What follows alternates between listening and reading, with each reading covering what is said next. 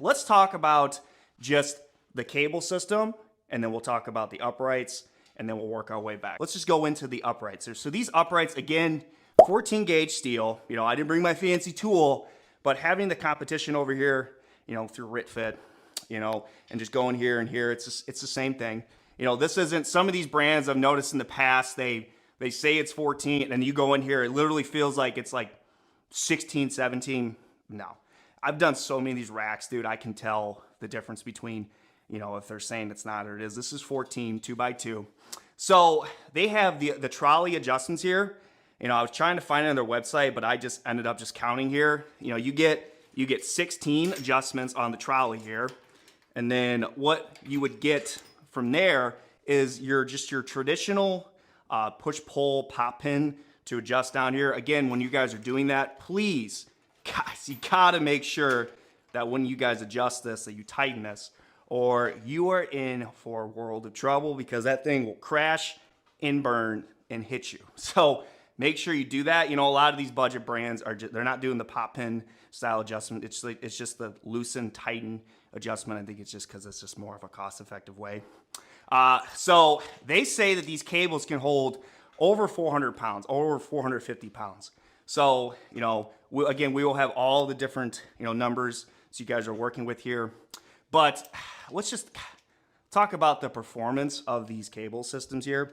So on the back here, they're using, is this concrete? I honestly, I have no idea. So I'm not gonna lie, when they reached out to me to want to, you know, do a video on their racks, I was like, oh, great. You know, when I saw the stack, I was like, these things are freaking huge, dude. I was like, oh, maybe this is just a big block of steel. So this is not. This is plastic outline, and then I think it's concrete. You know, at first I was like, oh my God. When I got this, I'm like, is this sand? No, it's not sand. At least it's concrete, so a little bit more durable, but still it's a plastic coating. We'll get to that later. So let's talk about the experience of the pulley system. So it's got a 360-degree swivel, which is nice. You know, you're able to go, if you want to do things this way, you want to come over here and go here, here, and here. And then cable length, you know, you got pretty decent amount of cable length. You know, I'm almost inside the other rack, which is nice. They say they use aircraft cables, which, I mean, they're fine, you know.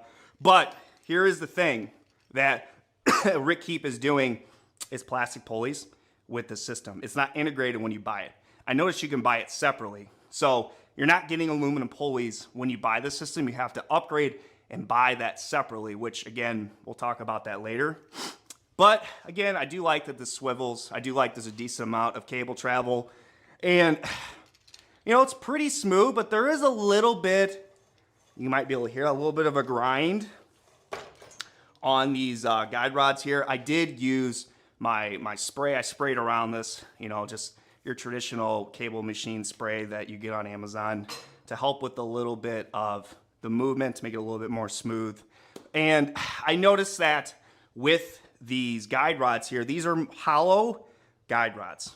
These aren't like thick gauge steel in the center. It's when you get them, you can literally see the entire inside.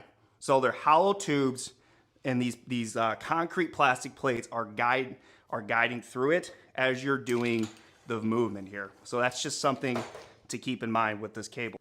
And then going back into the upright holes. So I just personally just counted. I counted that you have 15 here, which is, you know, it's for a lot of these budget brands, they're not putting 30 hole spacings on the front here. If you're worried about that, you know, this is obviously not going to be for you. So they have 15, which is the norm, you know, especially the competition is doing the same thing with these all-in-one 14-gauge steel racks. And then obviously you got your spotters here, you got your J-cups, got your spotters, which are budget friendly. I think they hold, we'll put it here, I wanted to say this held around 400 pounds or so for both. It doesn't hold a whole lot of weight, but again, if you are someone who is lifting heavy, do not get budget friendly 14-gauge steel racks, because that's not what these are meant for. This is meant for home use.